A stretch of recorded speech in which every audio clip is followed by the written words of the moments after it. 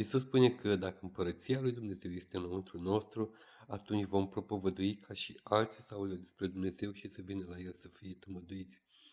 Iisus este capabil să vindece pe oricine. Iisus nu trebuia să meargă fizic într-o casă, să-și pună mâinile peste bolnavi și să fie vindecați, ci spunea cuvântul lui Dumnezeu.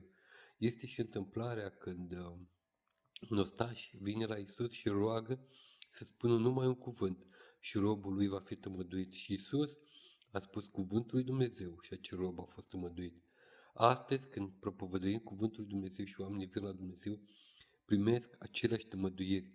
Iisus vindecă, restaurează și învie prin același cuvânt veșnic al lui Dumnezeu, chiar dacă Iisus nu este fizic. Mulți oameni au primit eliberare de blesteme și de posesie demonică de când participă la programele creștine. Dacă nu ești parte a unei biserici, îmi poți scrie și te pot ajuta. Dumnezeu să ne binecuvinteze.